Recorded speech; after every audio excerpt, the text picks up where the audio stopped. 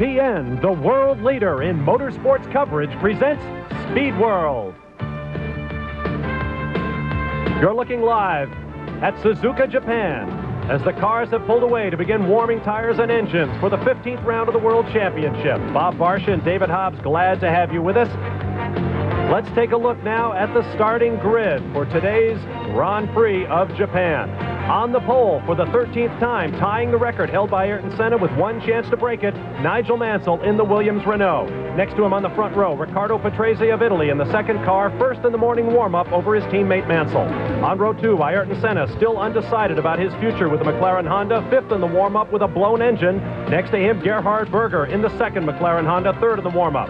Row 3, Michael Schumacher of Germany in the Benetton Ford. Next to him, Johnny Herbert in the Lotus, who says he might have outqualified the McLarens, but for a mechanical problem. Row 4, Mika Hakkinen in the Lotus Ford. Next to Eric Comas of France with a great run in the Ligier Renault. On the fifth row, Andrea de Cesaris of Italy in the Tyrrell with Ilmor Power. Next to him, Terry Boutsen of Belgium in the Ligier Renault, a visit to the IndyCar pit lanes of late. On row 6, Nicola Larini and Christian Fittipaldi. Martin Brundle and Gianni Morbidelli will be on row 7. On row 8, Jean Alesi and Aguri Suzuki. Suzuki, who finished third in this race back in 1990, wowing the home crowd. On row 9, Stefano Matta and Bertrand Gachot. Row 10, Pierluigi Martini and Ukio Katayama. Row 11, Olivier Griard and J.J. Leto. Row 12, Jan Lammers, returning to Formula One after 10 years. Next to him, Michele Alboreto. The 13th row, Maurizio Gugelmin and Emanuele Naspetti. Brabham, Fondmetal, and the Andrea Moda teams are not here in Japan, so all 26 cars that showed up qualified for this field. A look at our conditions as the green light approaches. The temperature, a warm 75 degrees with a strong wind blowing at the drivers' backs as they make their way down the front straightaway.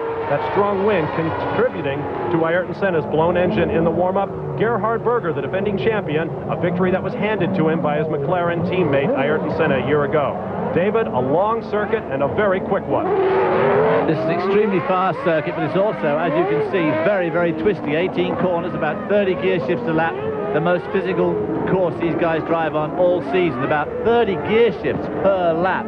A very, very tiring afternoon. 75 degrees, as you saw, and humid. Going to be very hard work this afternoon. Overtaking into turn 1 and into the hairpin at the far end of the circuit. One of the only circuits in the world where, of course, the circuit actually crosses over as they go under that bridge. It is a figure-8 kind of circuit. There is Ayrton Senna. You saw Nigel Mansell just ahead of him. Mansell has not only never won this race, he has never finished it in 5 tries. The pit lane to the left. Mansell well ahead of the field as he pulls up to his starting position in preparation for the standing start. Some 140,000 fans have crammed into this circuit. There were literally millions of ticket requests for this event. Cars finally pull into position. Look out for the guy at the back with the green flag. Single to say the field has got itself ready to go. The championship may be won, but there's lots of excitement to come. The Constructors and the Drivers' Championship for the second position and third, still very, very close. And of course, records to be won by Nigel Mansell. Safety cars are at the back of the field. Senna sitting with one foot on the brake and the accelerator, one foot on the clutch. Up come the revs, and we are ready to go. Red light, then green. Mansell moves to the center of the track, brushing Patrese to the edge. The cars scramble to the back. One car has not left the grid as Nigel Mansell leads the field down into turns 1 and 2. Nigel Mansell definitely jumped the flag there slightly, but no one seemed to take much notice of it. It'll be interesting to see if they do, in fact, give him a black flag. I'll swear that it's one of the Ferraris. That's Nicola Larini. That is the car with the active suspension. Ferrari's active suspension. Larini in for Ivan Capelli, who has been asked to stand down for the Ferrari team. That corner you're looking at there, very long left-hander. They exit here in 5th gear. Tremendously tough on the neck muscles as they go down to this right-hander. Whoa! You are on board now. This is with Ukio Katayama of Japan in one of the LaRousse Lamborghini machines. Nigel Mansell already opening up a huge lead over the field following. Patrese is second, then the McLarens. Looks like Senna in third, Berger fourth, and right behind him is Schumacher in the Benetton. Benettons have always done well here, won this race twice, and they've done a lot of their winning in October, so they're looking forward to a good race here today in Japan. There's Senna in the blue, red and white car, Berger. Replay at the start. A lot of shuffling on the grid there. You saw Nigel get off very early and pushed his teammate right to the edge. Berger desperately trying to get around Senna in that car there. The flurry of yellow flags at the pit wall was the indication that Nicola Larini could not get that new actively suspended Ferrari going. The Ferrari team has said they are just here to gather data on that new car since the season is essentially lost for them. And they have high hopes for it as we come around to complete lap 1. Mansell pulling out an absolutely huge lead here in one lap as he comes into turn 1, the scene of his demise last year. It's where he slid off, dicing for the lead with Ayrton Senna and handed the World Championship to Senna. Now he comes into the S's. This is the road just goes left, right, and then it goes into this long left-hander. This is the last right. Then they start this long left-hander. They start up here in 4th. Then up through 5th and then into 6th, and as they leave the corner, about 160 miles an hour, terrific G-force is generated in this corner. You're looking at the World Feed graphics. Our pictures being provided to us by Fuji Television, which is the sponsor of this race in Japan. There, that big Bridgestone sign is on the straightaway that leads to the chicane. Right here, the circuit doubles back under. Very tight corner here, and the gap just continues to extend. Nigel Mansell over Riccardo Patrese. Ayrton Senna beginning to close up on Patrese and apply a little pressure. Nigel Mansell had some interesting things to say about this car and the man who will drive it next year, Alain Prost of France. Nigel said you could put a puppet in this car and he would have a shot at the World Championship. Surprising remarks from a man who has always said it was he and not the car who won the World Championship. ESPN Speed World coverage of the Formula One Grand Prix of Japan is brought to you by Haviland Formula 3 Motor Oil. Add more life to your car. And by Bud Light. If you want great taste that won't fill you up and never lets you down, make it a Bud Light. Back live at the Grand Prix of Japan. Bob Barsha, David Hobbs with you. There is Nigel Mansell, and there is Ayrton Senna, whose McLaren Honda has stopped on the racetrack. What a disaster for the huge crowd here, because this Suzuka complex, although it's in a big fun fair, as you can see the Ferris wheel in the background, it's partly, if not wholly, owned by a Honda Motor Company, who have a big plant here. So you can bet that a very big proportion of this crowd here are Honda enthusiasts. Well, half of their field is gone already.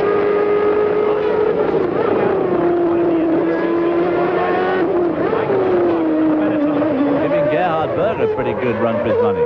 Now there's a look at Ayrton Senna in replay, pulling off the racetrack.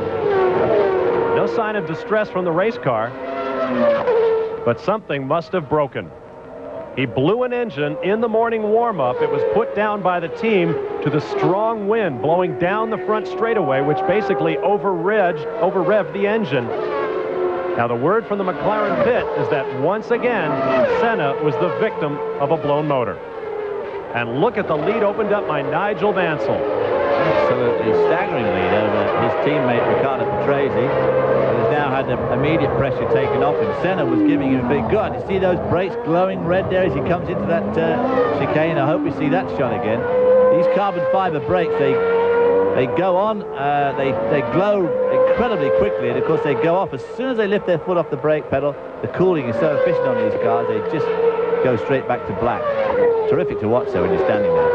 They are carbon on carbon. Actually, steel brakes provide just as good a stopping power, but under the tremendous temperatures generated by these Formula One cars, as we go back on board with Michael Schumacher, the steel has a tendency to twist a little bit, and it does not hold its shape the way the carbon-carbon brakes do. Coming into the S now, you watch this left, right. Terrific need here during practice and qualifying to set the car up so that it changes direction nicely through these S's. Very important to go through there fast to get a good lap. This is that long left-hander up to the gearbox. As he leaves here at about 155 miles an hour. Dab on the brakes, swing right here, down one gear, down another gear now as they go under the bridge, which goes under the main straight.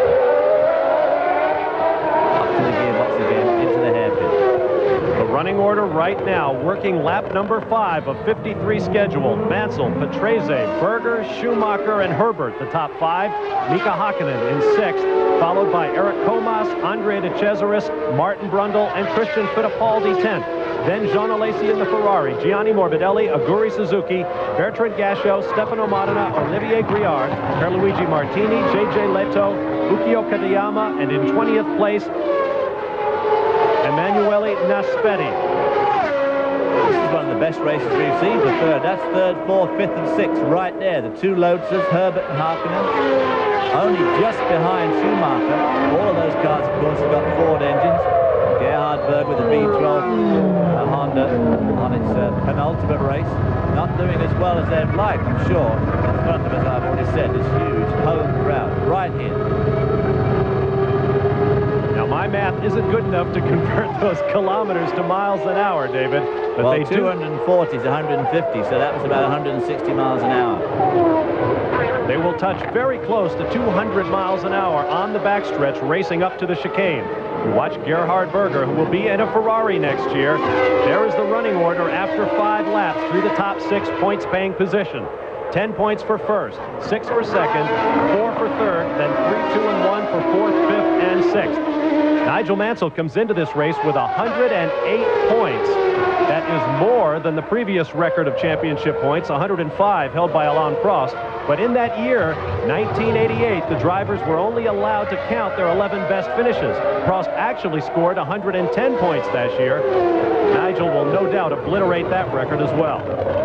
Nigel's got some good records coming up. Of course, he's going to leave Formula One, certainly leaving it on a high note. If he gets the pole in Adelaide in just 2 weeks' time, that'll be a record all-time 14 poles, equaling Senna at the moment with 13. And, of course, 9 wins in the season, which is also a record. And the way he's going this afternoon certainly looks like on the cards for 10. But look at this race here. The 4th, 5th, and 6th. There's Senna walking back. He is an enormously popular man here in Japan. Throughout the week leading up to this race, Senna has been all over the country, appearing in all sorts of news programs. Senna, of course, has been a tremendous supporter of Honda throughout their racing career since he's been driving back from his Lotus days. So he's really feels, I think, very bitterly disappointed that Honda are pulling out of Formula One. But it's just one of those commercial considerations that have to be taken into account. In fact, the president of Honda said this weekend that Formula One withdrawal may not be permanent. The company's priorities are now fuel efficiency and clean-burning engines. And he said that if those become priorities in Formula One, we might well see Honda come back in order to train new engineering talent. Word from the pits is that Terry Boutsen is now out of the race with gearbox problems on the Ligier. On board again as we exit that right. Up 2 gears on this long left-hander. Right behind Schumacher, the battling duo from Lotus, Johnny Herbert and Mika Hakkinen. A lot of talk in the pit lane that Mika Hakkinen has been approached by McLaren to replace Gerhard Berger. He is also in the running for the second seat at Williams, is Mika Hakkinen. In fact, Frank Williams is reportedly trying to buy his contract from Lotus, but Peter Collins and the Lotus team wants to hang on to the young Finn. We have an interesting timing and scoring system operating at the Japanese Grand Prix. The names next to the car numbers are the original names of the drivers who started those cars earlier this year. So we see the likes of Karl Wendlinger on the Jan Lammers March, Ivan Capelli on the Nicola Larini Ferrari. Nigel Mansell has a 5-second lead on this battling duo.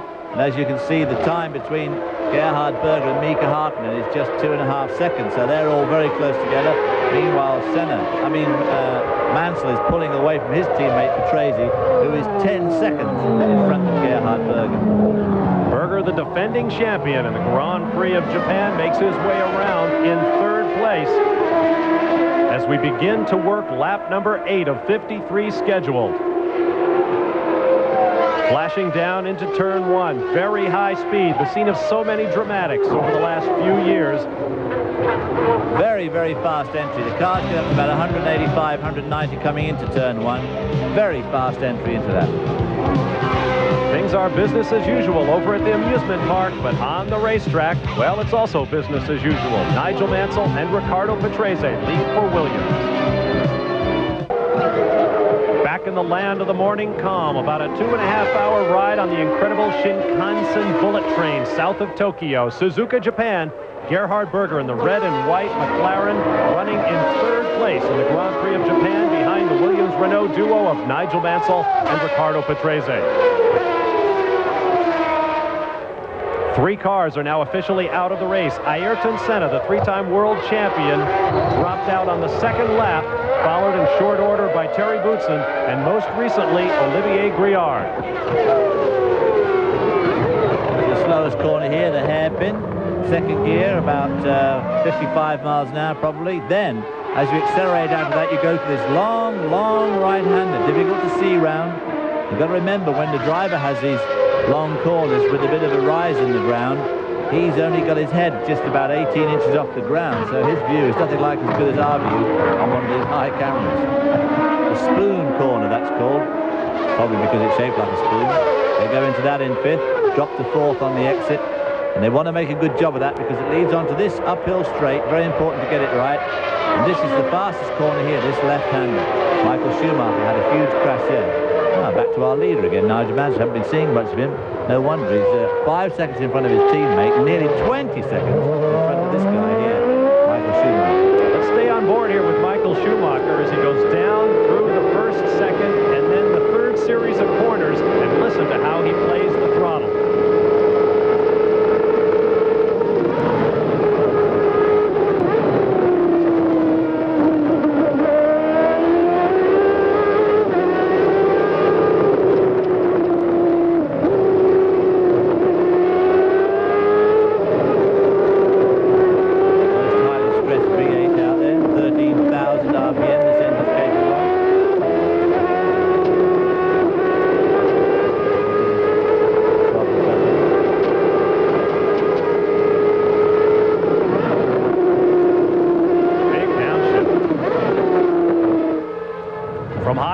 Doubling under the racetrack, that is Gerhard Berger.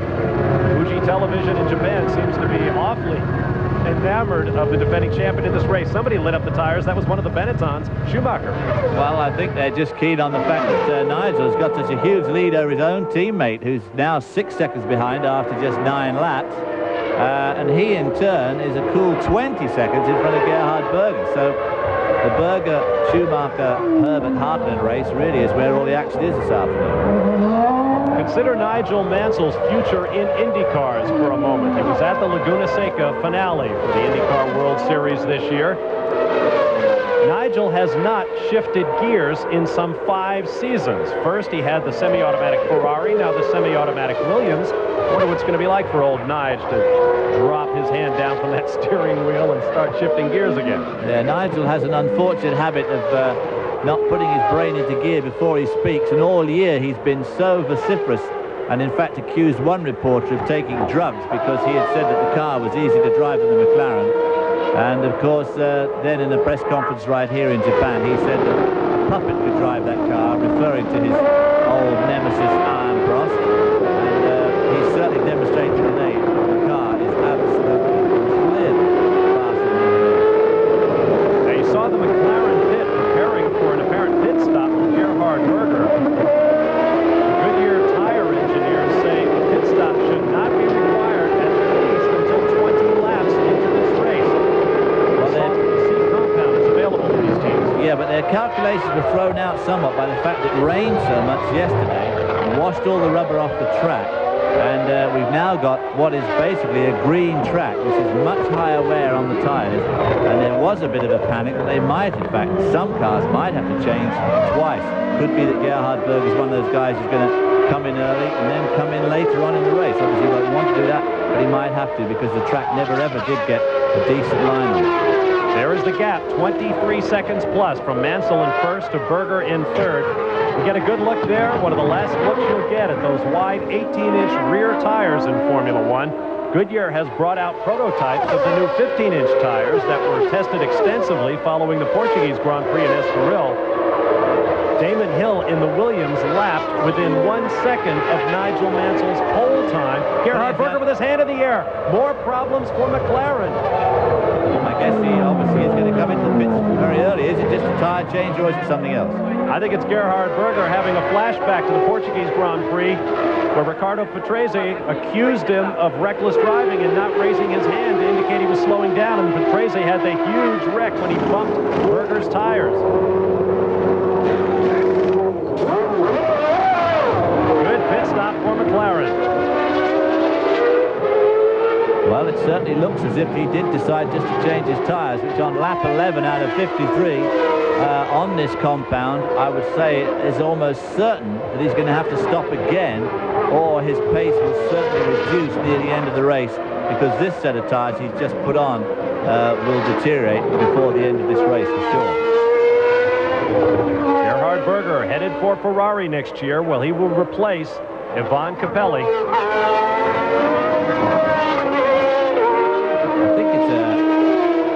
Incredible statement on the way the Williams Renaults have improved this year, because the McLaren Hondas were certainly improving as the year went on, and Ron Dennis was always very, very upbeat about how things were improving. But boy, oh boy, I mean, this is probably one of the worst displays, or one of the most incredible displays we've yet seen from the Williams Renault car. I mean, absolutely pulverizing the opposition.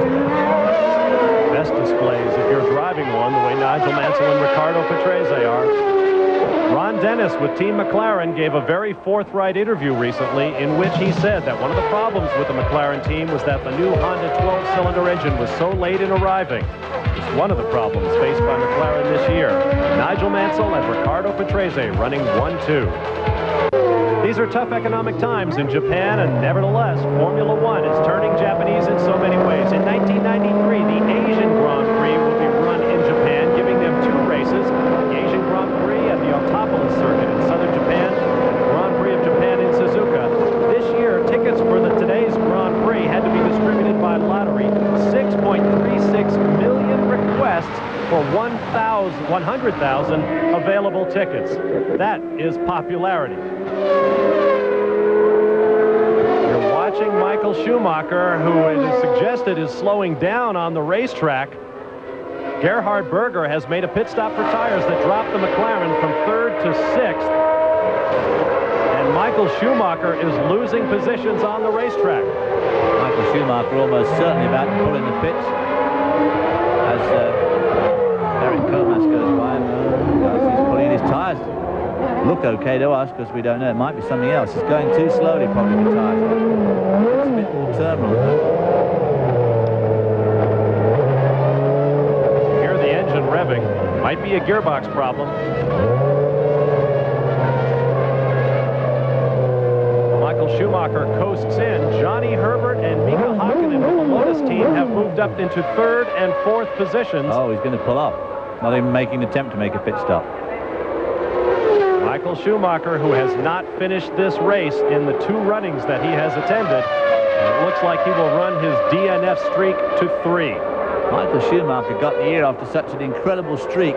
Not only did he score points in the first 12 races, but he actually was on the podium in most of them. I mean, had an unbelievable year. And now shown in the 6th position is Martin Brundle right there. Brundle, as you watch Schumacher climbing out, Brundle had a savage crash in Friday's practice.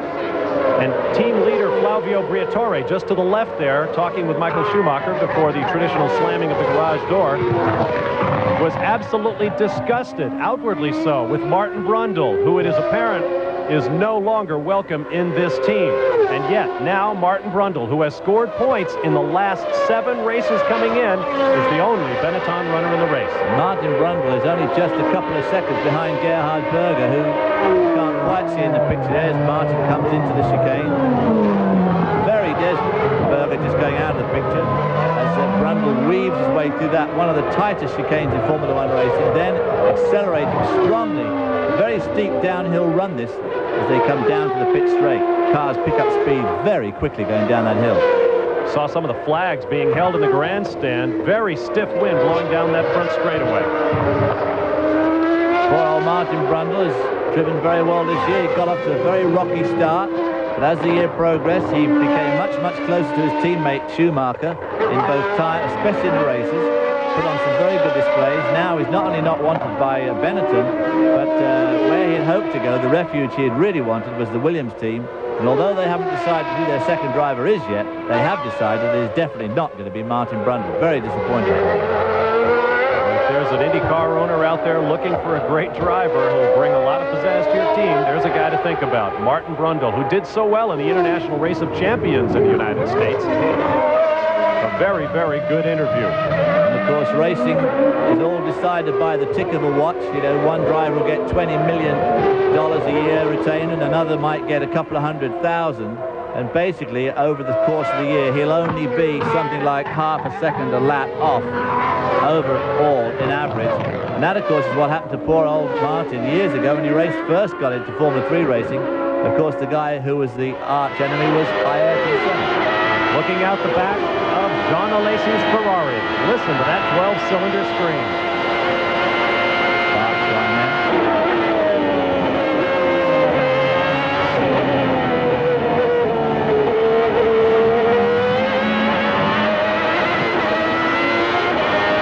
This car does not have active suspension, the other one does.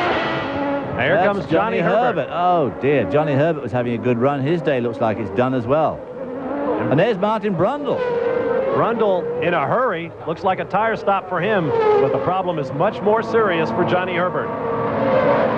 The Benetton team going to work on Martin Brundle. 8.8 seconds, not bad by Formula One standards. Well, these guys are stopping early. That's still only 15 laps down. The word from the pits on the Gerhard Berger stop was that Berger had pressed his tires so hard in the first 10 laps that he wanted to come in, open up a spot in traffic, and get fresh Goodyear rubber.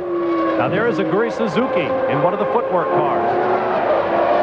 Aguri Suzuki managed to spin at the same place twice in practice in the rain on yesterday, and in fact parked two cars in the same sand trap, in the same qualify, in the same practice session. So he didn't have a very good afternoon in front of, obviously, what for him is a home crowd. And that home crowd was absolutely overjoyed when Aguri Suzuki finished third in this race back in 1990. Suzuki will have a new teammate with the footwork Mugen Honda team next year, Derek Warwick of Great Britain. Returning to Formula One and, of course, to the footwork team from whence he left. There's Johnny Herbert.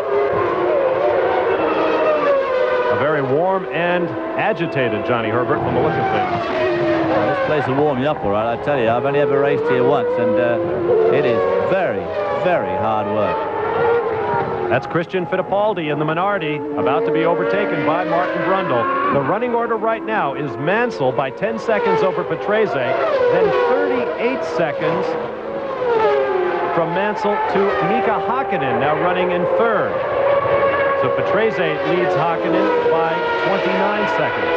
Gerhard Berger is now up to fourth. Johnny Herbert was fifth when he parked. Martin Brundle has made a pit stop. Eric Comas should have moved up in the Ligier, possibly into the points. In fact, Comas is now fifth, and Andre De Cesaris has the Tyrrell in sixth spot. So there you see Brundle, Christian Fittipaldi and John Alesi in the red car coming up from behind. John Alesi at the moment running in 10th spot. Ferrari having a desperately disappointing season. They've got their active suspension on the second car, which is already out of the race. Their big problem seems to be A, reliability, and B, they just don't have any power. They have no straight line speed. They have absolutely desperate straight line speed this year, and they just can't sort of get out of their own way, let alone everybody else. There is Mika Hakkinen, quite the man of the moment in Formula One. McLaren and Williams reportedly would like to have a look at this guy. And notice in the background, right there to the left of the track, looks like a pit exit because it is. There are two separate pit areas here in Suzuka. The track can be divided in half and used as two different tracks simultaneously for club racing and driving schools and so forth. That tight chicane. According to the Lotus team, as you watch Mika Hakkinen, Johnny Herbert suffered a gearbox problem. So both Johnny Herbert and Schumacher with their Ford V8 engine cars having gearbox problems. As in Portugal, heavy overnight rains on Saturday washed the track clean. We're getting tremendous tire friction, and Nigel Mansell is expected to make a pit stop shortly.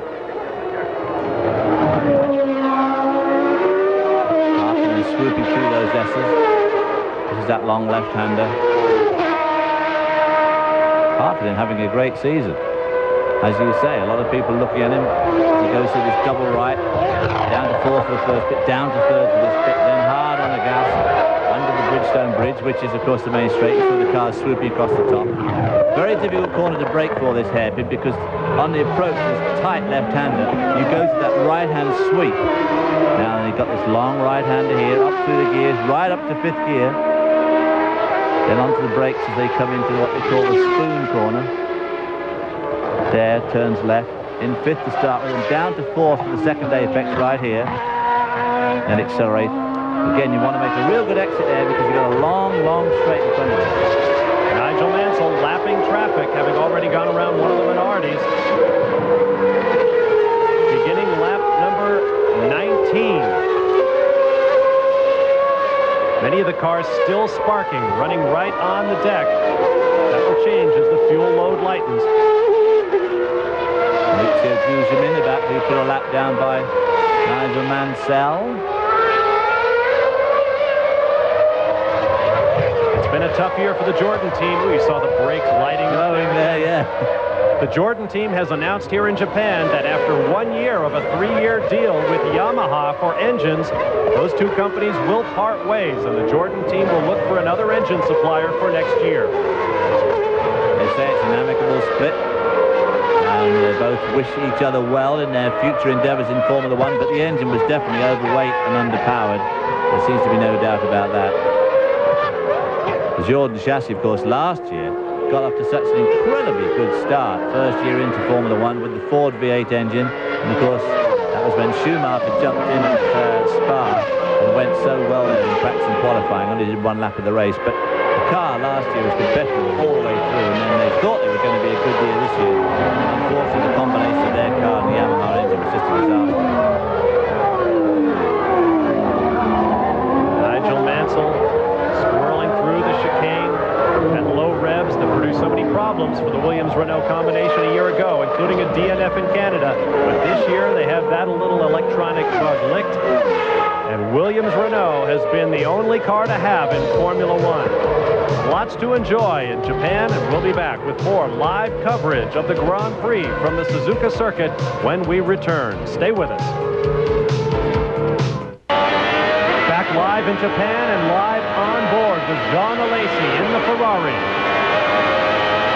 Notice that left front wheel wiggling. He's really struggling with the handling of that car. Just gives you an idea when you see his hands and the way those wheels, the steering wheel in particular there, twisting like a live thing in his hand, just how hard this circuit is to drive. Of course, his car, if we were on board one of these Williams cars, you wouldn't see quite that same reaction at all.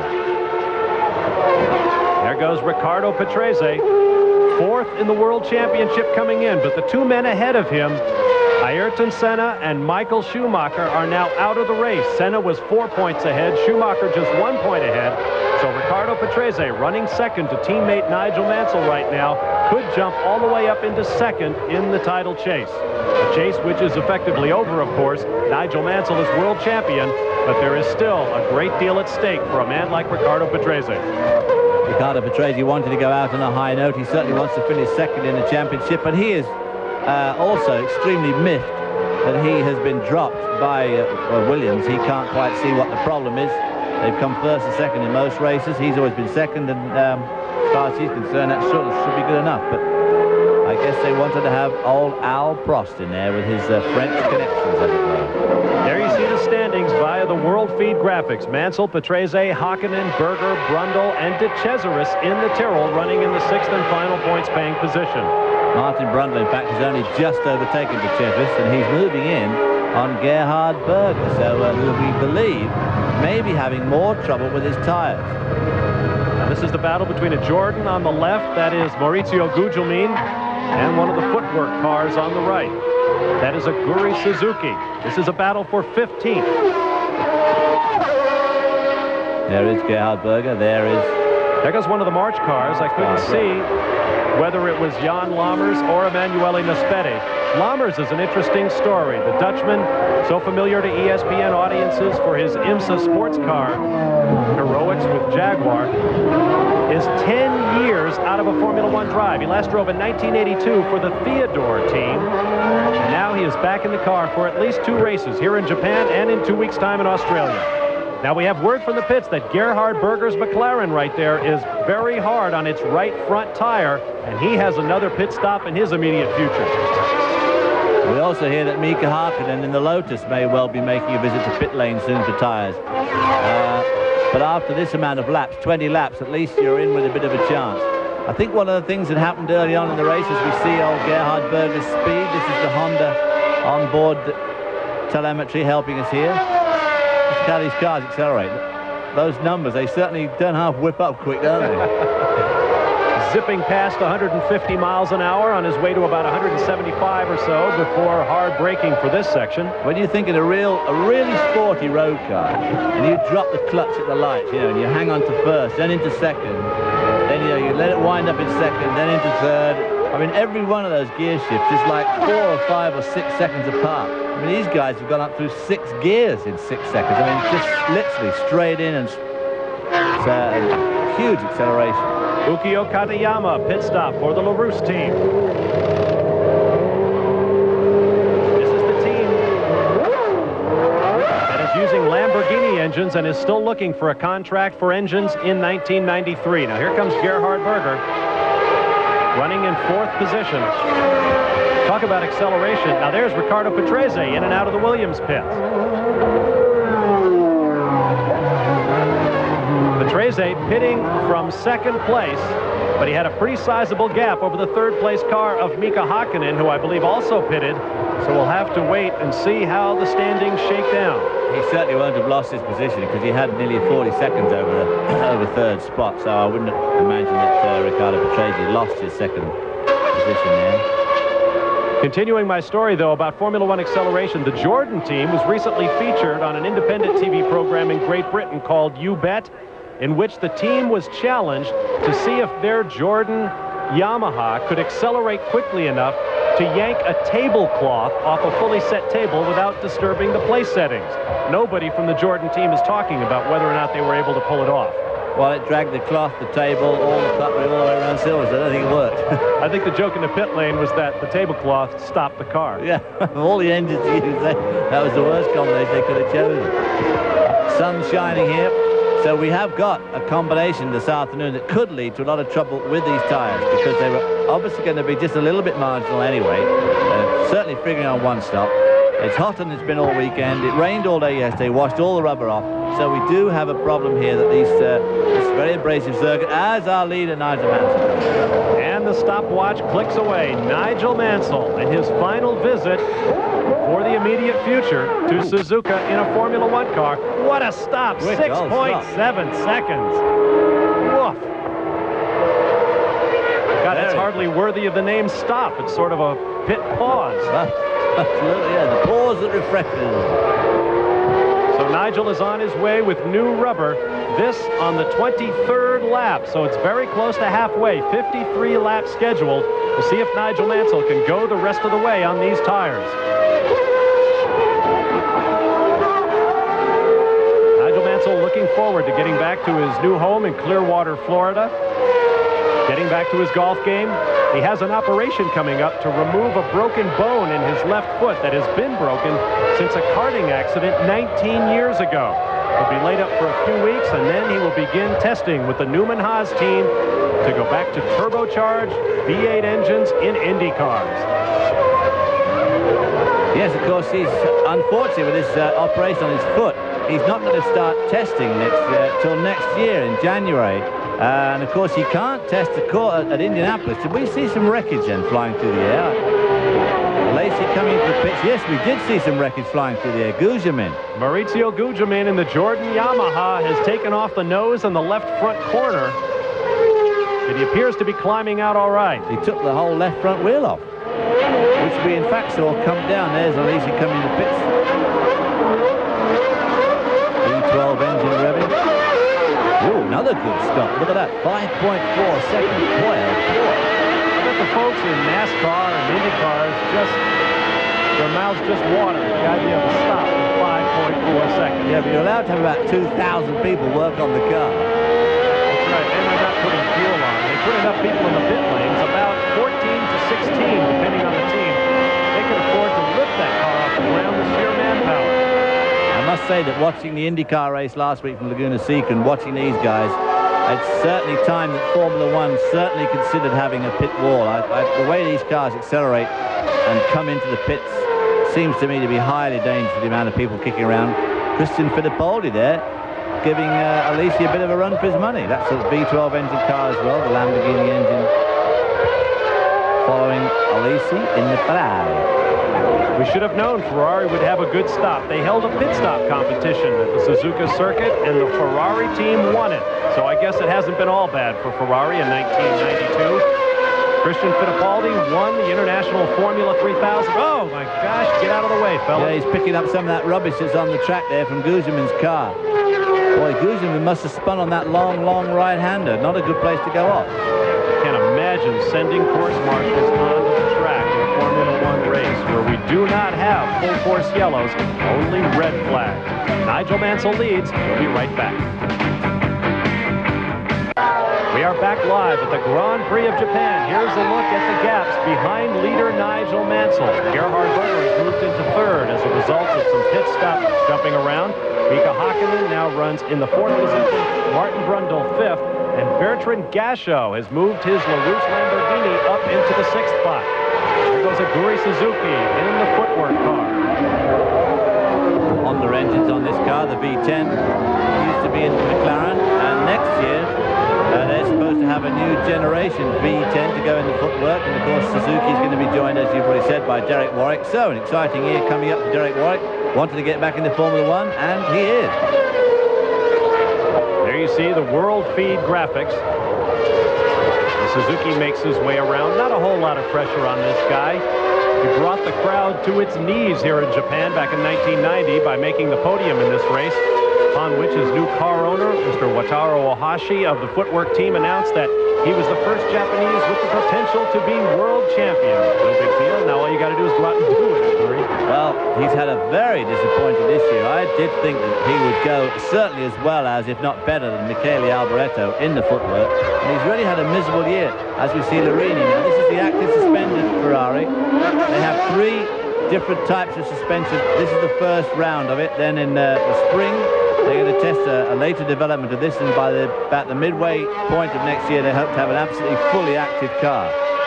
But it just shows how far everybody is behind the Williams car. Once again, there is Gerhard Berger circulating in third position. There you see the telemetry on his Honda engine. Of course, Michael Andretti will come to McLaren next year to drive this car. We spoke to a number of the old guard in Formula One to get their thoughts about Michael Andretti trying to follow in Father Mario's footsteps by joining Formula One next year. I think it's a great move for Formula One. I think it's an extremely shrewd move on the part of Ron Dennis, too. I say that because Michael is very quick. I watch all the kart races without fail, and he's obviously quick in the car. He uses all the road a little bit more every time you're watching him. That's impressive, and I think he's a wild card for next year. Well, that's the best news about Formula One that I've heard this week. You know, Formula One desperately needs an American driver, and he's the one to have. You know, perhaps we ought to try and get little Al over here now. I think we really need to be more associated with America. We've been separated for too long, and I think it's a wonderful idea. Jack Brabham himself at the end of that train of interviews. Jack Brabham is here this weekend, reportedly trying to reacquire the rights to the team to which he added his name many years ago. He would like to build up a new Team Brabham. You're watching live the Grand Prix of Japan. We can pass along this note. Toronto is World Series champions, and there will be highlights on SportsCenter immediately following our coverage of the Grand Prix of Japan. Bob Varsha and David Hobbs, glad to have you with us. Seeing Jack Brabham also brings to mind a sad note. This is the first time we've had to speak to you since the passing of Formula One world champion in 1967, Denny Hulme. Also a former Indianapolis 500 Rookie of the Year and two-time Can-Am champion. I never got to watch Denny Hulme in his prime, but I did get a chance to speak with him following the Grand Prix of Australia in the Adelaide airport last year. He told me, they call me the Bear. They say that I'm tough to get along with, but I'll tell you, media, something. When I'm in the cockpit of a car, that is my office. All I ask is that you knock at the door to my office, and I'd be glad to talk with you. Denny, farewell. I'll never forget the lesson you taught me. Taught me a few lessons on the track, too. A race against Denny a long time ago. Long before old Nigel was involved in Formula One, and we had some great races back at Silverstone and in our Formula Junior days. And then, of course, I also raced against him in the Can-Am when he was the champion, along with Bruce McLaren. Only 25 laps to go. Nigel Mansell reeving his way through the field. That puts us past the halfway mark, climbing the hill, the Pacific Ocean in the background. Suzuka is a beautiful racing circuit and a very difficult one. Just moves all the time. It's pretty bumpy, as you've seen from those onboard shots of Elise's car and some of the other close-ups. Nigel trying to get around Christian Fittipaldi there into the hairpin. Christian Fittipaldi's successor as International Formula 3000 champion, Luca Badoer of Italy, has signed an option with the Scuderia Italia team for next year. He'll be one of the new faces we look forward to greeting in 1993. And of course, it'll be good to greet the old face as Derek Warwick returns to the sport with the footwork team. Derek, quick to point out that he is in fact younger than some of the people winning races today. Some of those people meaning, of course, Nigel Mansell, who is just a little bit older than Derek Warwick. In fact, Nigel Mansell, you know, obviously racing is reckoned to be a young man's sport. But when you look at Nigel Mansell here, he's one of the fiercest and fastest drivers in Formula One at the moment, and will be in IndyCars next year. I mean, this time next year, he'll be 40 years old. I mean, it just says a lot. On board with John Alesi, down across the start-finish line, with Nigel Mansell, the race leader, looming up behind.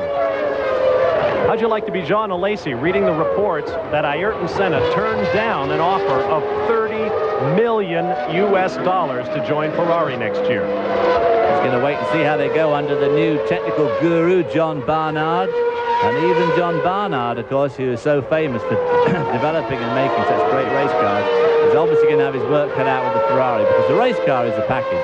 And obviously the engine is a very important part of that package. Looking out the back now as we see Nigel swooping up on him. Gerhard Berger, I guess the McLaren team wanted a shot at Ferrari's record for fast pit stop of the race, 5.44 seconds. That's impossible. Well, we thought that Gerhard might have to change his tyres again. It could be that their race setup is not exactly what they wanted, because, as we know, they only had dry practice on Friday, rained all day yesterday, and that's the day when a lot of the people used to do the race car setup. And if they've got it wrong and he's got too much understeer or something in that car, that could easily rip those front tyres to shreds, particularly in view of the fact that the track is so green this afternoon and hot. A look at the Imperial Palace grounds in downtown Tokyo. There is your leaderboard. We'll be back for more live coverage of the Grand Prix of Japan. Welcome back to live coverage of the Grand Prix of Japan. Here's a look at some of the changes anticipated for the 1993 season. Nigel Mansell, the world champion, will move to IndyCars. Riccardo Patrese will go to the Benetton team. Gerhard Berger to Ferrari. John Alesi will stay put. So too will Michael Schumacher. Michele Alboreto look for Scuderia Italia in his future. Pierluigi Martini may shift from the Scuderia to Minardi. Carl Wendlinger and J.J. Leto will be with the exciting new Sauber Ilmor team.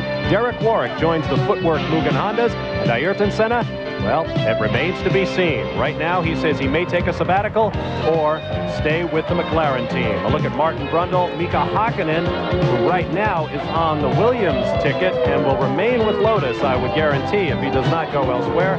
Damon Hill, touted by Nigel Mansell for that Williams seat. In fact, Nigel has tried to enlist the help of the media in putting pressure on the Williams team to get Damon Hill, the team test driver, into that ride. Nigel Mansell, of course, is frightened, as I am somewhat, that Alan Prost next year is going to absolutely have it all his own way and could set an absolutely unbelievable Formula One record of wins going into the season of 44, as we're on board with Martin Brundle coming in for another tyre stop.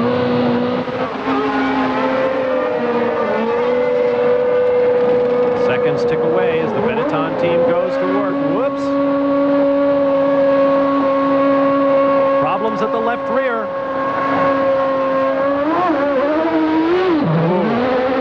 This one he didn't need, that is, because he was already 11 seconds behind Mika Hakkinen, so that'll really upset his afternoon now. No chance, however, that he would be overtaken by the 6th place car of Eric Comas, which was half a minute further up the road. There you see Martin Brundle driving one of his last races for the Benetton team. October has been a very good month for the Benetton team. The team's first victory at the hands of Gerhard Berger came in Mexico in October of 1986.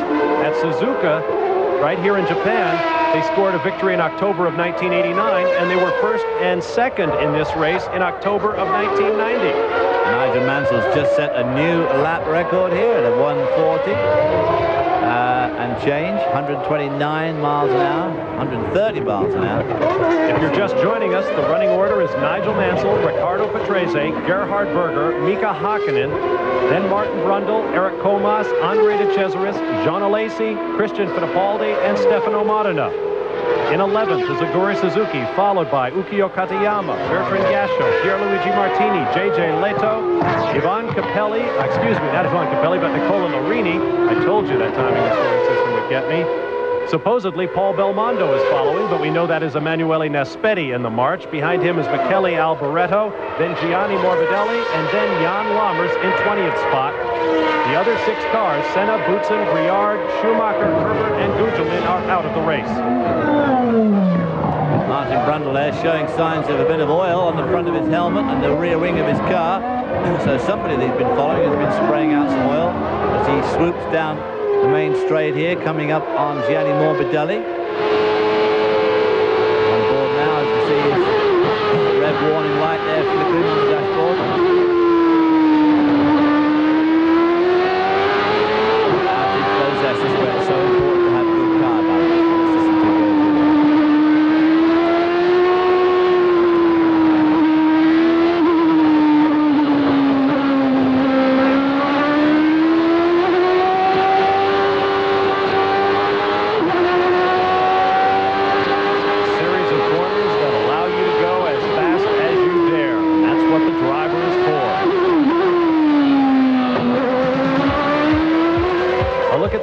Tokyo, just a short distance from Suzuka. Nigel Mansell leads as we are well into the second half of the Grand Prix of Japan. ESPN has the NFL covered with NFL Game Day, ESPN's award-winning hour-long NFL preview show hosted by Chris Boomer Berman, with analysis from Joe Theismann, Tom Jackson, and Chris Mortensen at noon Eastern and 9 a.m. Pacific time on NFL Sundays. And then there's NFL Primetime, the ultimate NFL highlight show, a full hour of pivotal plays from the day's action, and a great warm-up for ESPN's live Sunday Night NFL, 7 p.m. Eastern and 4 p.m. Pacific. Here's a look at the intervals behind race leader Nigel Mansell in the Grand Prix of Japan. Gerhard Berger runs third despite 2 tire stops. Mika Hakkinen has the only Lotus in the race, right up there in 4th position. And as you can see, Martin Brundle there, at 1:33 behind our leader, is obviously in danger of being lapped in the near future as we're on board with Martin. Ooh, going down the inside of the chicane there. Who said he was overtaking? That was, I think, Morbidelli, I'm not sure. Warning light coming on the dashboard as he reaches peak rev. Just gets to the end of the rev range there in 6th gear as Nigel swoops inside the March car as they come into this very, very fast left-hander. This is where we saw Schumacher have that huge crash in practice last year. Very fast left-hand sweep, about 160 miles an hour. Not that corner we're looking at there, which of course is a chicane about 50 miles an hour.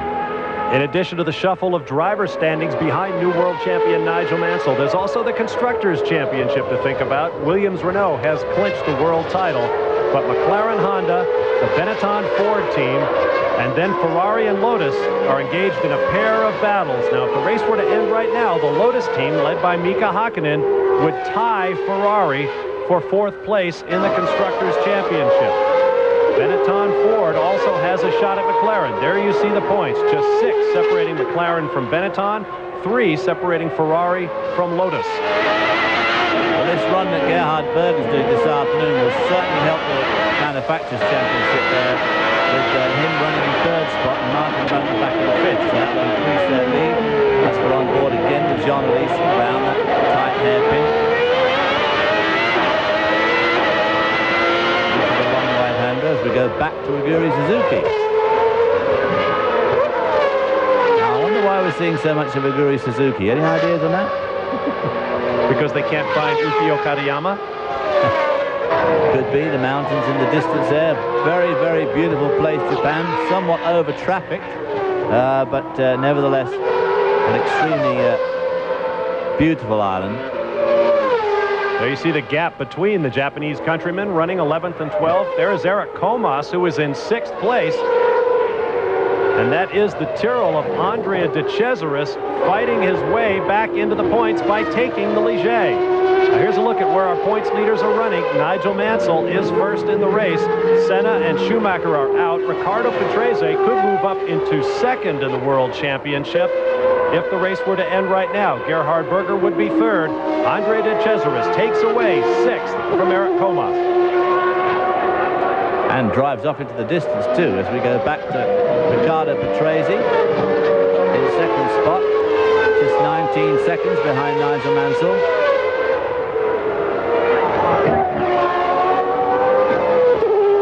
Mansell now in traffic. Obviously not 19 seconds behind Nigel Mansell. That looks like Nigel Mansell's about to lap his teammate.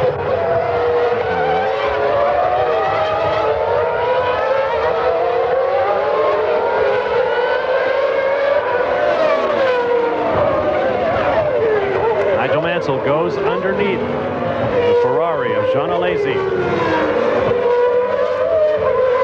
There were rumors that Alesi might be replaced at the Ferrari team, that offers had been made not only to Ayrton Senna but to Nigel Mansell as well.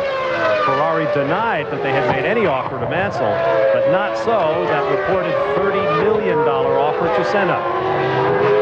Poor old Jean Alesi was just desperately hoping that today would be like yesterday, because again, yesterday in the rain, he was 2nd fastest at one stage of the proceedings. He certainly finds that the rain is the equalizer for him. It helps that chassis. The power can't be used as much in the rain as in the dry. And as we saw way back at Magny-Cours, he went so well there. And of course, Barcelona in the rain, but he was out of luck today. Now, Riccardo Patrese has moved into the lead in the race. Nigel Mansell has let his teammate go by, or has been forced to let his teammate go by. And I must confess that escaped me entirely. I thought that he had run him down. Now keep in mind, Nigel Mansell has said so many times, I always give 100% in the race car. And yet after that very confusing sequence in the Italian Grand Prix at Monza, we questioned whether his car was wrong or he had let his teammate Riccardo Patrese go by. Afterwards, Nigel admitted, Riccardo asked me if he could win his home race should the situation arise, and I agreed that he would. So much for 100% every time you get in the car. Well, if he's going to let Riccardo Patrese win this race, maybe he's going to do it just to give Patrese a win. But on the other hand, I'm absolutely staggered at this stage when he's got so much in terms of records of his own that he could set. Nigel Mansell continuing on his way. He will no doubt break the all-time record for gross points scored in a season as opposed to championship points. And Riccardo Patrese might well be on his way as Eric Comas climbs out. Another car is out of the race. That brings our field down to 18.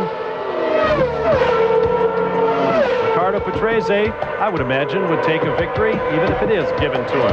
Gerhard Berger remains in third, followed by Hakkinen, Brundle, and De Cesaris. The FISA World Council met in plenary session on October 7th and passed these important milestones of the sport. Max Mosley has been re-elected as president of the body for the next 4 years. The mandatory pit stops enacted earlier this year for Formula One have been abolished. They will not happen. And the wet race rule that has led to so many scandalous situations over the years has been abolished as well. In the future, unless the race becomes unacceptably dangerous, you stop on your own volition when it gets wet on a Formula One race. We also now hear that Patrese and Berger are discussing with each other. Patrese and Mansell are discussing over their own headsets as to whether or when and where they should change position on the racetrack. So, I don't know. They have a 22-second lead over Gerhard Berger. Of course, this is the sort of thing that can get yourself into trouble, too. Just have a bit of a problem when they just get the coordination a bit wrong. Exactly. This is not synchronized swimming, lads. This is serious stuff. I thought you were going to pass me at the next corner. I'll bet it's an interesting conversation. I mean, considering what they're doing here, it's a very warm day. They're subject to incredible G-forces at every corner, in every direction, and yet they're maintaining a conversation on the radio. There is third spot, Gerhard Berger. Going around one of the LaRousse cars. With the other LaRousse in tow, Katayama and Gasho running close together in 11th and 12th positions. Gasho at one stage, if you remember, was up to a point-paying position earlier on in the race, but has slipped back now a little bit as Patrese and Mansell continue to dominate this field, dominate it to the extent that they're sort of making fools of the rest of the field now somewhat. But, as Nines himself said, a puppet can drive this car, you know. This is what everybody's been saying all year. Or a getting chauffeur. very short shrift from him for saying it. And he was the one that said it himself at the press conference just the other day. It was clear right from the race one out in South Africa when we had the onboard cameras on the Williams and the McLaren. The difference was so stark even there, and McLaren just never ever closed the gap, even though of course we, and I'm sure Ron Dennis, thought they would. The Williams teammates rocket around in lockstep. You'll recall the huge crash that Ricardo Patrese had in Portugal. It was one of the few opportunities we had to see the underbody of a Formula One car. Our colleague in the pits in 1992, Andrew Marriott, took a closer look at the underside of a Formula One chassis at a Track Fact.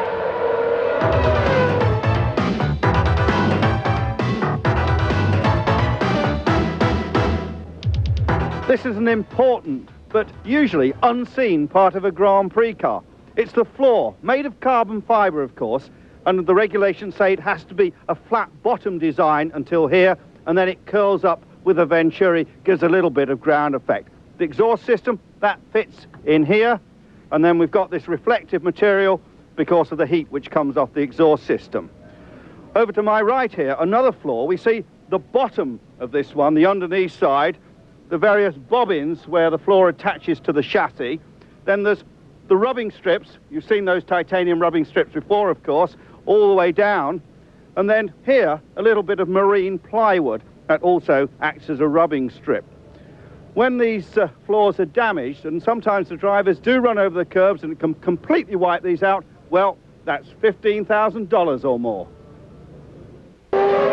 Back in Japan, the laps continue to spin away at record pace. Nigel Mansell has just reset fast lap at 1 minute 40 seconds, averaging 130.844 miles an hour.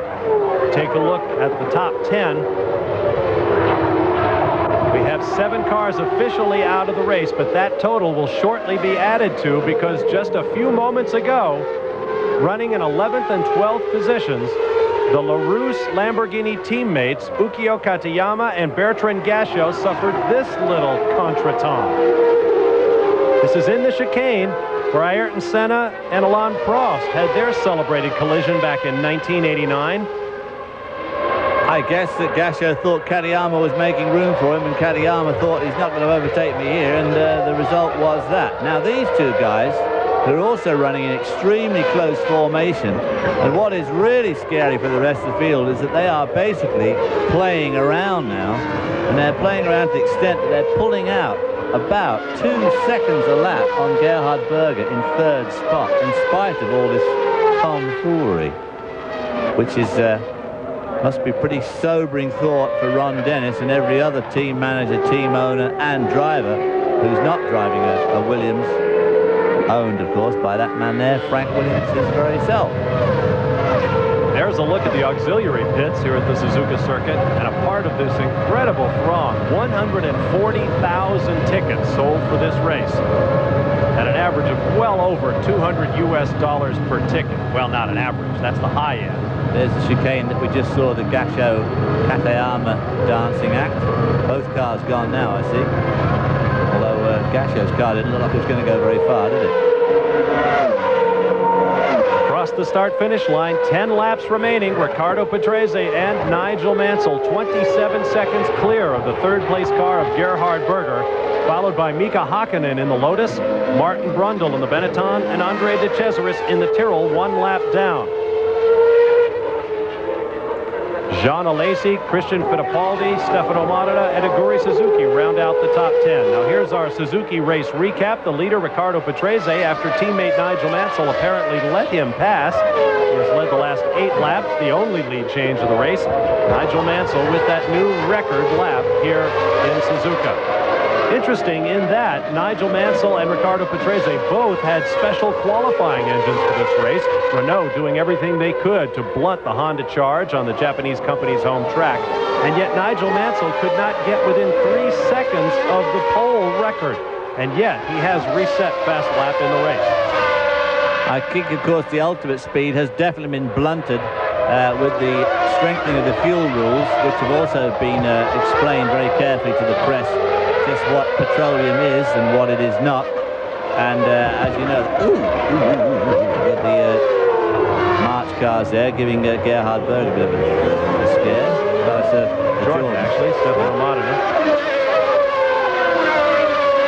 And also, we have no qualifying tires this year, and yet earlier this year, with the old rocket fuel, we were able to reset pole times at just about every track we visit. Well, they talk about the rocket fuel being worth as much as 50 to 70 horsepower, so obviously it would make a huge difference for qualifying, but you couldn't use it in the race. There you see the intervals among the points-paying positions in the race. And further back, Aguri Suzuki has worked his way up to 10th, much to the delight of this crowd. In the background, Gerhard Berger working his way through traffic. A look back now from Jean Alesi's Ferrari as Gerhard Berger looms on the horizon. We'll keep a close watch on that situation. Nigel Mansell has a problem. A huge engine explosion at the back of Nigel's car. Looks like an oil fire. Boy, he's at the wrong side of the circuit, too. He needs to pull off. There's a little road just right here. This is where Senna pulled off. That could be, of course, a transmission, or, of course, it just could be the hydraulic system, which is the active suspension on this car, which is run off an oil pump on the engine. And, of course, we had a couple of breakages of those in the Portuguese race. Nigel Mansell desperately looking for someone with a fire extinguisher as his team owner, Frank Williams, looks on. We'll monitor this situation and return in just a moment with more live coverage of the Grand Prix of Japan. Riccardo Patrese. Back in Japan, as he did a year ago, Nigel Mansell walks back to the Williams garage after his car had a comprehensive engine explosion on the racetrack.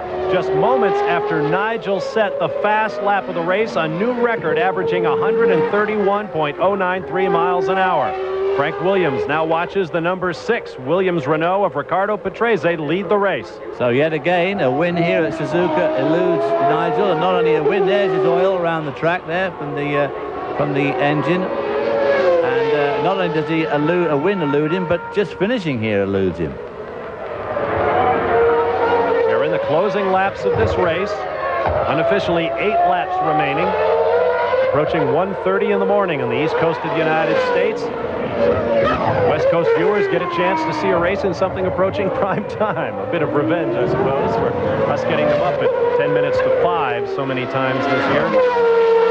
Be interesting to find out if that problem with Nigel, if you remember in Portugal, they had a couple of hydraulic failures, which they put down to vibration from their new RS4 engine, which it looked like it had been cured in Portugal, both cars running very strongly until Ricciardo had that horrendous crash with Gerhard Berger.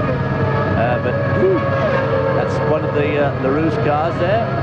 So one of them escaped that accident, all right. That must be, in fact, Katayama, I think. Must be.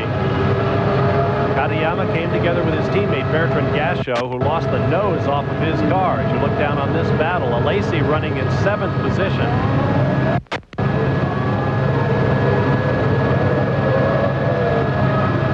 And being passed. Is that Nicola Larini who's just squeaking by there?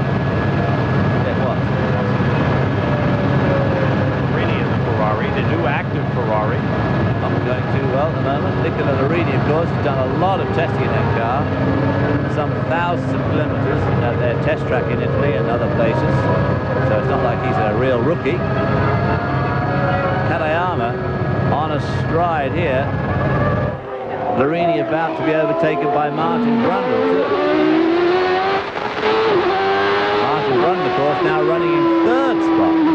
Mika Hakkinen has left us somewhere. We don't know where or why or how, but he's certainly not in the frame anymore, as Brundle is now up to 3rd spot. So at this point, the running order is Riccardo Patrese, Gerhard Berger up from 3rd to 2nd, Martin Brundle from 5th to 3rd, with the departures of Mansell and Hakkinen, and Riccardo Patrese, Andre De Cesaris up from 6th to 4th. Jean Alesi runs 5th. Christian Fittipaldi in the Minardi is in position to pick up his first championship point. That's the talk about Andre De Cesaris. To go with the driver changes, Olivier Grouillard, his teammate with Tyrrell, is almost certainly not going to stay next year, but we don't know where he's going. Probably nowhere at the moment. And another driver that we heard a lot about moving on, and we haven't heard about much lately, is Stefano Modena in the Jordan car. Certainly looks as if he won't be driving next year for Jordan. No names have been mentioned yet, but it seems to be pretty sure that he won't be the driver. Word from the Williams pit is that Nigel Mansell's Renault engine simply let go. It had been run too close to that ragged edge on which Formula One performs all the time. Keep in mind, there have been only 2 engine failures in the Renault program in the last 3 seasons. One suffered by this man, Riccardo Patrese, in Hungary, and one today by Nigel Mansell. They have been absolutely unbelievably reliable, as was this car for the last 3 years before this one. The Honda V10, in fact the V6 turbocharged Honda, the V10 and then the V12 have all been unbelievably reliable, as has the Renault. It just shows how metallurgy and the engine systems have improved over the years, because as horsepower has gone up, revs have gone up, the engines have become more and more reliable. Quite staggering, really. The engineering is absolutely mind-boggling. Riccardo Patrese leads Gerhard Berger by just that much, more than half a minute, as we get into the waning laps of the Japanese Grand Prix. Good look at Gerhard Berger flying over the hillside. We'll be back with a checkered flag when we return to Suzuka Circuit. Back live at the Japanese Grand Prix, where Gerhard Berger has taken 5 seconds off the lead held by the Williams Renault of Riccardo Patrese. Berger in the final race, at least for the moment, in Formula One for Honda on their home track, would like nothing better than to duplicate his surprise victory of a year ago. His teammate Ayrton Senna went out on the 2nd lap of this race, and now it is up to Berger to uphold Honda honors at home. Well, they certainly haven't looked very strong here today. There's no doubt about it that through the midpoint of the season it looked as if Honda McLaren was coming to grips with the Williams Renault, but this race here has been an absolute real sock in the eye for everybody. The Williams Renault has been absolutely staggering, apart from the fact that poor old Nigel has just departed the race with a blown engine. As you said, though, a very rare occurrence for that engine. Up that long uphill straight, about 190 miles an hour, dab on the brakes, swoop through here, just about 155 miles an hour to go around that left-hander. Then hard on the brakes into the chicane, down to 2nd.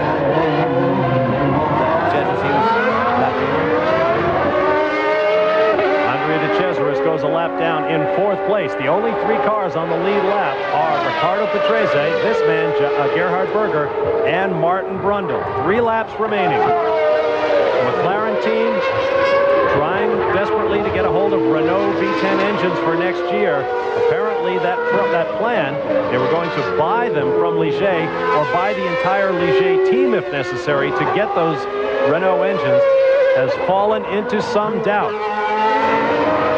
And so there may be Ford engines in the back of the McLaren next year, which should be no bad thing. But it certainly looks to me that with the performance of the car generally, that it's not just engines. I mean, they may be a little bit down on horsepower, but if they are, it's not just that. It's aerodynamics, it's the whole package, and the car just is not competitive with this car, which this year has been absolutely dominant in a way that I don't think we've ever seen before. And as always happens with championship teams, it's hard to keep the team together. We already know that Patrese and Mansell will not be with the team next year. They'll have an all-new driving lineup. And we have heard also that their aerodynamicist, Adrian Newey, responsible for the sleek shape of this car that has given it such tremendous handling and has worked so well with the power from the Renault engine, is also being courted by other teams. Well, I'm sure he's being courted very strongly by McLaren, because they have to do something, and they have to do something pretty serious, and they have to do something pretty serious pretty soon if they want to be competitive next year. Everybody keeping to the left there to miss all that oil that Nigel dropped. Very bad place for that oil as we're on board with Martin Brundle. Riccardo Patrese leading this race with just a couple of laps to go. And if he should win, it will be his first win since Portugal last year. Martin Brundle, who has come from 13th to 3rd in this race, despite the fact that he's been suffering from a stomach virus all week, and he had a savage accident in Friday practice. Missed out yesterday altogether. He suddenly was taken ill Friday morning, got weaker and weaker as the day progressed, had a big crash, much to the disgust of his team owner, didn't show up at all yesterday to try and recover, and obviously by not being here yesterday seems to have paid off. Riccardo Patrese low in the rev range and then rocketing up through the gears. He's going to take it pretty steady now. This boy's got 27 seconds on the field. He's just going to walk it home if necessary. He saw what happened to Nigel, so he's obviously going to try and make sure that does not happen to his car. Well, the last time Nigel tried to hand him a race was at Monza, and Riccardo Patrese wound up dropping out of that race as well. Let's see if we get deja vu all over again, as Yogi might have said. Into that fast left-hander.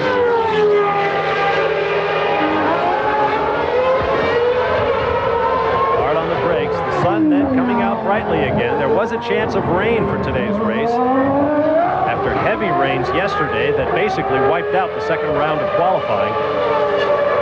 We have beautiful conditions on a warm fall afternoon at the Suzuka circuit. Riccardo Patrese begins his final lap. And there are a lot of people who would be glad to see Patrese pick up a victory.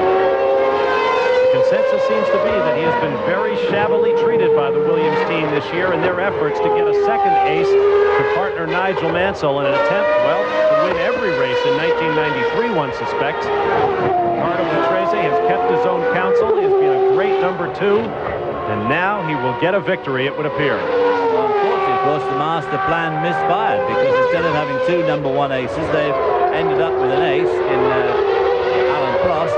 We don't know who the number 2 driver is going to be, so they could be right back where they start, back to square one. And of course, Alan Prost, in spite of winning 44 races and being a great world champion, has been out of racing for a year, and he's already saying, you know, I just can't believe how tough it is on the old body to drive these cars, the G-forces, and it's taking him some time to get back into the saddle, although obviously he's got a long time to go before the South African Grand Prix. One guy Frank Williams could get to put in this car is an American. Jeff Krosnoff is at Suzuka at the Japanese Grand Prix. Veteran of many seasons of Japanese Formula 3000 and Japanese sports car competition. Would like very much to get a drive in Formula 1 or Indy cars next year. Young American Ross Cheever is also around. I don't think we'll be seeing Jeff Krosnoff in this car somehow. Nice thought for Jeff. I think of other people are going to get it first. The most likely candidate at the moment seems to be Damon Hill, as Riccardo Patrese comes down for the last time to take the checkered flag. Nice tight close-up off, and the crowd comes to its feet as the checkered flag waves for Ricardo Patrese, who immediately slows on the racetrack. There's Gerhard Berger, the second-place car, coming off the corner. A year ago, his teammate Ayrton Senna pulled over at just this point to allow Berger through to win the race in a shocker. There is Senna watching his teammate finish second as Gerhard Berger waves farewell to this team as the driver of to the crowd as the driver of a McLaren Honda. That man Ayrton Senna desperately wanted better. He wanted to give this Honda-oriented crowd a victory, but it was not to be, and it has to be a bittersweet moment for him. Well, I wonder what he's thinking too, the way their team got duffed up today, as to whether it really is worth sticking around next year. It's time for victory laps, and we'll be back to wrap things up from the Grand Prix of Japan when we return live to Suzuka Circuit. ESPN Speed World coverage of the Formula One Grand Prix of Japan has been brought to you by Acura Automobiles. Experience precision-crafted performance. And by Suzuki. Your Suzuki dealer has the ride you've been waiting for and the financing to get it. Back live at the Grand Prix of Japan, there is your winner, Ricardo Patrese, making his way around to the traditional salute from the course marshals. Here's a look at our final standings. Patrese over Gerhard Berger in Honda's farewell. Martin Brundle finishes third, all three cars on the lead lap. Andrea de Cesaris finishes fourth, followed by Jean Alesi in the Ferrari, and the first World Championship point for Christian Fittipaldi. Stefano Modena finishes in one of his best performances of the year in seventh, followed by Aguri Suzuki, J.J. Leto, Pierluigi Martini, Ukio Katayama, and Nicola Larini. Behind Larini, Emanuele Naspetti, Gianni Morbidelli, and Michele Alboreto, the only other cars running at the finish. The margin of victory, 13.7 seconds. Fast lap of the race to Nigel Mansell, 1 minute 40 seconds, 131 miles an hour. We'll be back with more live from the Grand Prix of Japan in just a moment.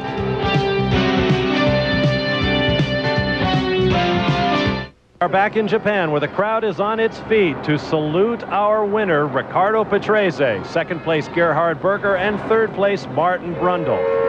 A look at the points following today's event show that Nigel Mansell will have to wait to the Grand Prix of Australia in 2 weeks' time before he will shatter the record for gross points in a season.